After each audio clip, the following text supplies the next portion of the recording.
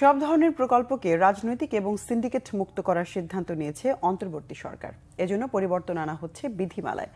সকালে সচিবালয়ে সরকারি ক্রয় সংক্রান্ত বিধিমালা সংক্রান্ত বৈঠক শেষে সাংবাদিকদের এসব কথা জানান পরিকল্পনা ও শিক্ষা বিষয়ক উপদেষ্টা ডক্টর ওয়াহিদুদ্দিন মাহমুদ। তিনি জানান, কোনোভাবেই ঠিকাদার নিয়োগে দুর্নীতি বরদাস্ত করা হবে না। প্রকল্পের কাজের সাথে জড়িত দুর্নীতিবাজদের ব্যাপারেও কঠোর হবে সরকার। আর পরিবেশ উপদেষ্টা সৈয়দা রিজওয়ানা হাসান জানান, প্রকল্পের স্বচ্ছতা ও জবাবদিহিতার জন্য এখন থেকে প্রকল্পের কাজের সাথে স্থানীয় প্রশাসন এবং জনগণকে যুক্ত করা হবে, নেওয়া হবে তাদের মতামত। প্রকল্পের জন্য নির্ধারিত সময়ে কোনোভাবে বাড়ানো হবে না জানিয়ে তিনি বলেন, সময় বাড়লেই ব্যয় বাড়ে, এর সাথে দুর্নীতি জড়িত বলেও অভিযোগ করেন সৈয়দা রিজওয়ানা হাসান। ঠিকাদারদের নিয়োগই হলো সরকারের ক্রয় নীতি।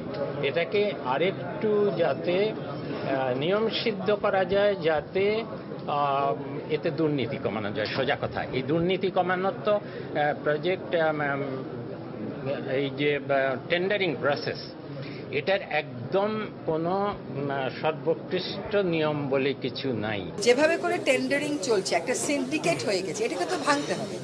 পাবলিক প্রকিউরমেন্ট রুলে কোথায় কোথায় ব্যত্যয়টা আছে, কোথায় কোথায় সংযোজন বিয়োজন করলে আসলে এই সিন্ডিকেটটা অন্তত কিছুটা হলেও আমরা নিয়ন্ত্রণে আনতে পারবো, সেটা বুঝবার জন্যই আজকের এই আলোচনা।